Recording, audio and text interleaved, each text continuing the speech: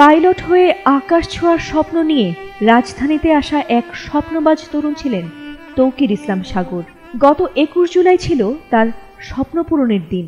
প্রথমবারের মতো কোনো প্রশিক্ষক ছাড়াই বিমান উড়িয়ে নিজের স্বপ্ন পূরণের শেষ ধাপকে অতিক্রম করে পুরোদস্তুর বৈমানিক হওয়ার কথা ছিল ফ্লাইট লেফটেন্যান্ট তৌকির ইসলামের।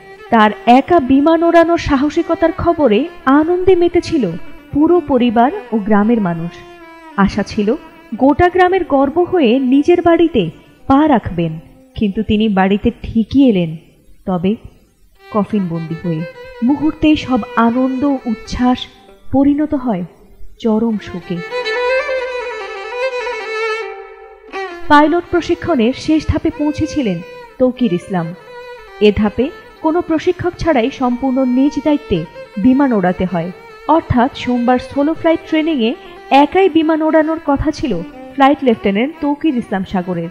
সেই মতোই সোমবার দুপুরে একক ফ্লাইটে আকাশে ওড়েন তিনি। কিন্তু হঠাৎ বিমানটিতে কারিগরি ত্রুটি আছে এমনটিই বুঝতে পারেন তিনি। তাই আর দেরি না করে সাথে সাথেই কন্ট্রোল রুমে যোগাযোগ করেন তিনি। নিজের জীবনের অন্তিম মুহূর্তে কন্ট্রোল রুমের সাথে কি শেষ কথা ছিল তার? বিমানের ত্রুটি পেয়ে সাথে সাথে কন্ট্রোল রুমে রিপোর্ট করে তিনি জানান, বিমানটি ভাসছে না, মনে হচ্ছে নিচের দিকে নামছে। তৎক্ষণাৎ কন্ট্রোল রুম থেকে তাকে ঝুঁকি না নিয়ে ইজেক্ট করার নির্দেশ দেওয়া হয়, অথচ তার হাতে রয়েছে মাত্র 12 মিনিট। এ সময় তিনি উত্তরা, দিয়াবাড়ি, বাড্ডা, হাতিঝিল ও রামপুরার আকাশে উঠতে থাকেন। কিন্তু সাহসী এই পাইলট জীবনের শেষ মুহূর্ত পর্যন্ত চালিয়ে যান বিমানটি রক্ষা করার। এমনকি সর্বোচ্চ গতি বাড়িয়ে বেজের দিকে ফেরার চেষ্টা করেন তিনি। কিন্তু এরই মধ্যে কন্ট্রোল রুমের সঙ্গেও তার যোগাযোগ সম্পূর্ণ বিচ্ছিন্ন হয়ে যায়। আর তার মাত্র 1 থেকে 1.5 মিনিট পরেই বিমানটি আছড়ে পড়ে উত্তরার মাইলস্টোন স্কুল অ্যান্ড কলেজের একটি ক্লাসরুম বরাবর। আর মুহূর্তেই আগুন ছড়িয়ে পড়ে মৃত্যুপুরীতে পরিণত হয় গোটা মাইলস্টোন স্কুলের ক্যাম্পাস।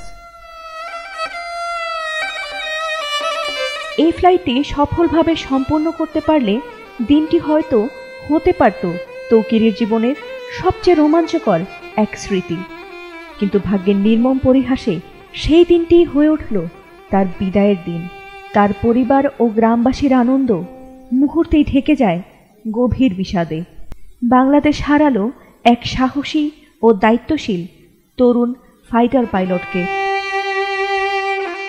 ফাতিমা সুলতানা, এটিএন বাংলা।